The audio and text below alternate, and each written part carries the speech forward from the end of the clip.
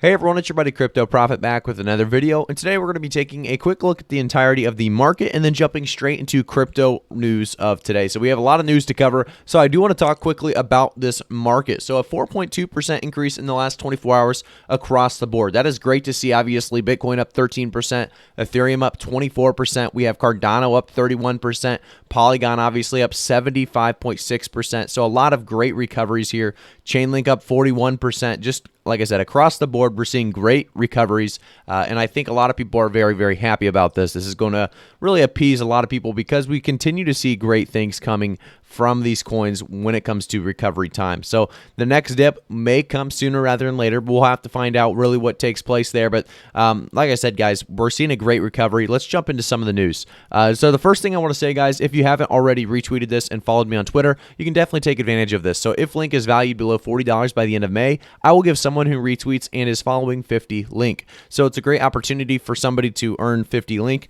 Just go here and, like I said, retweet this tweet. I have my Twitter linked in the description below if you want to take advantage of this. So jumping into our first article of today, it's going to be talking about the 5 biggest altcoin gainers May 17th to May 24th. So this is as of obviously, very, very early May 24th. So Helium at 5.62% increase, and then everything else obviously being negatives, including Celsius, Polygon, Hedera Hashgraph, and Anchor. So these are solid coins. Obviously, they were able to withstand the dip a lot stronger or have a greater recovery period than a lot of other coins. So it's great to see these 5 coins on top. Obviously, not great to see 4 of them be negatives, but I do think this week should be a little bit better for us.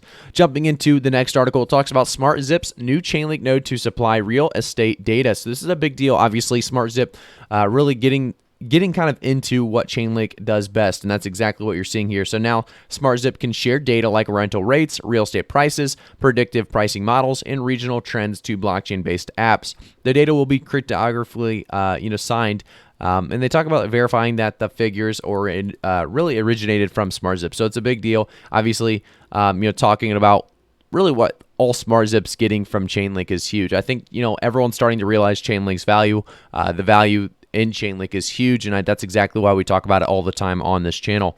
Jumping into the next thing, we have Dutch Domino's pizza chain offers part of salary in Bitcoin.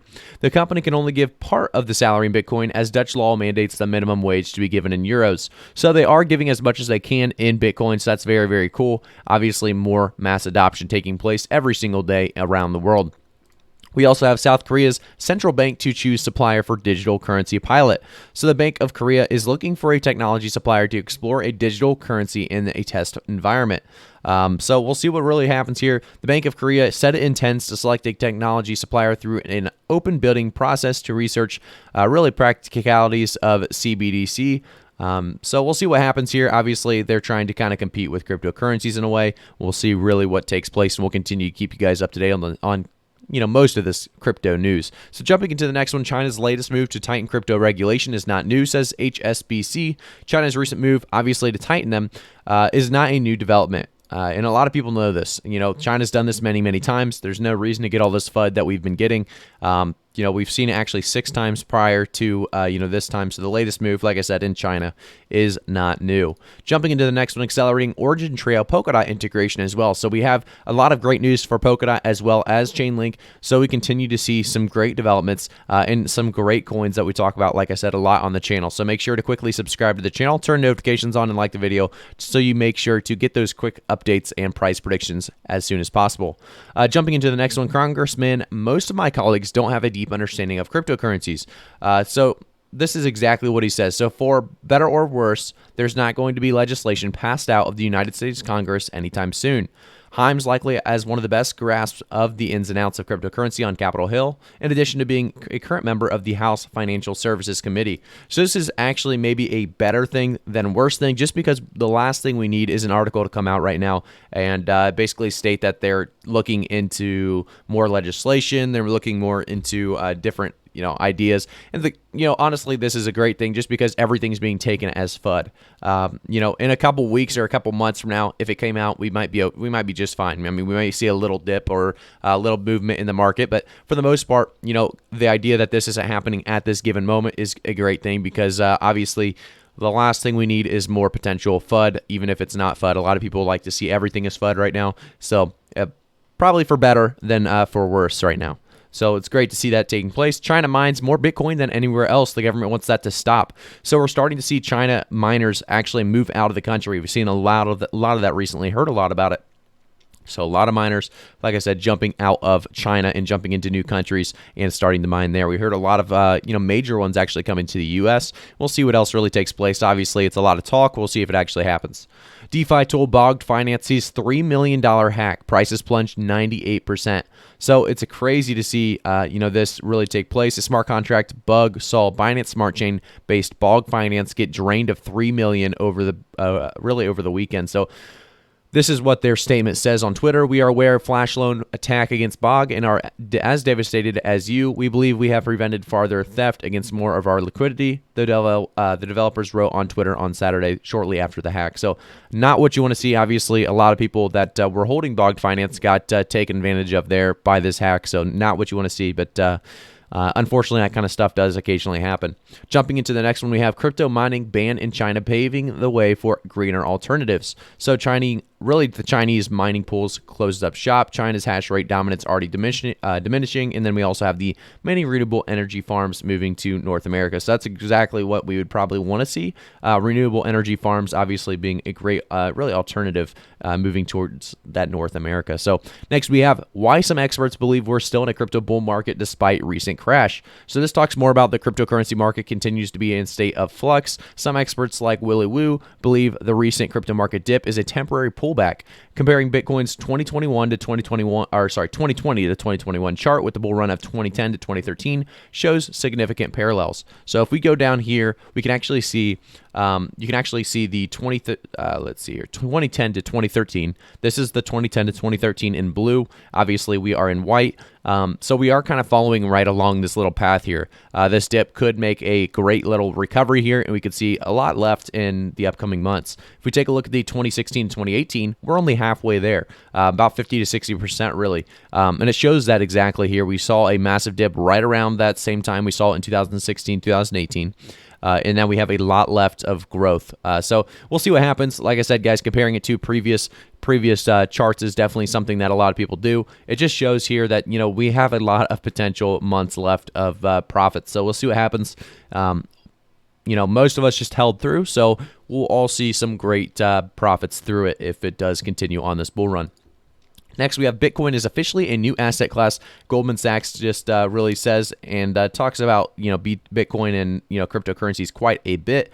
So they're really starting to talk about how it is its own asset class. Obviously, I would agree with that. I think Bitcoin's one of those coins that it's a little out there. It's the gold of cryptocurrency. A lot of people understand that. A lot of people understand that, the coin has so much value behind it, and that's exactly why it's its own asset class. We jump into BlockFi now. I want to talk about BlockFi before we talk a little bit more about the crypto market today. If you guys don't have BlockFi, definitely take advantage of it. I am going to have a link in the comments. It's going to be a pinned comment. I have recently partnered with BlockFi, so I do want to, if you guys would, take advantage of it, sign up using the referral code in the comments.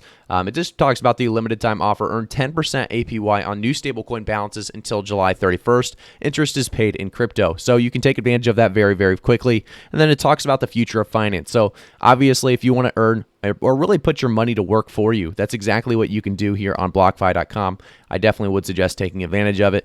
Try the link out in the description below if you want to take advantage of it. There's a lot of money to be made. There's a lot of reasons to actually make your money work for you rather than just have it sitting around. So with a BlockFi interest account, BIA, your cryptocurrency can earn up to 8% or 8.6% APY. Interest occurs daily and is paid monthly. There are no hidden fees, no minimum balances, and no reason to wait. So it's a great concept. If you guys have any questions, let me know in the comments. I'll try to get those for you. Let's jump back to the crypto market now. Up 5%, continuing to do very, very well. A lot of coins starting to surge. Obviously, altcoins specifically. Now that Bitcoin's up a little bit, Ethereum's up a little bit, a lot of people are trying to jump back in. This is the one thing about timing a market. If you sold let's say you sold Chainlink at let's just take a look here. We sold Chainlink, unfortunately, on the way down. Let's say we sold it at $29.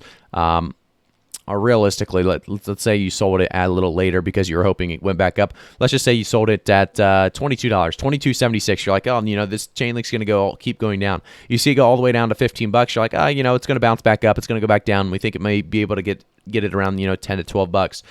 You wait a little bit too long. Unfortunately, you're not an expert, so you don't time the market correctly. And now you're seeing a $24 Chainlink. You're actually, you sold at a loss pretty much. So it's just one of those things. Timing the market is usually not worth doing unless you know exactly what you're doing or you have price targets already written down and you're okay with the loss if you do take a loss. So there's a lot of things to take into consideration, really, if you're trying to time the market. Holding is what I always say, one of the easiest ways and better ways to really take advantage of a good market or a good asset, really. So that's exactly what I have been doing with most of my coins. I did sell a little bit on the downward spiral just because I did want to take some profits, and I sold it, closer for Chainlink. I sold it around $38 at the very least, I believe. I knew it was going down more, so I wanted to buy more at the dip, and I think I bought around $22 for the most part. So fairly good for me, but, for the most part, you just want to hold, and that's what I did with the majority of my assets. I believe these are all going back up, so I don't have much, not much FUD. That's one of those things. A lot of people have that fear, uncertainty, and doubt. That's exactly what you don't need. If you've been here long enough, you'll start to realize these things happen. These things will continue to happen. It's a market that moves quite a bit. Obviously, when manipulation is in play, like we saw in the past couple of weeks and months, that's going to happen. So just wanted to give you guys an awareness of that. And, if it does happen again, if you guys aren't too worried about it, these prices won't move near as much, obviously, if more people start to realize this is a thing that does take place. So it's a great market, looking great today. We will have a lot of videos out today, so make sure to quickly subscribe to the channel, turn notifications on, and like the video. I'll see you guys all in the next one.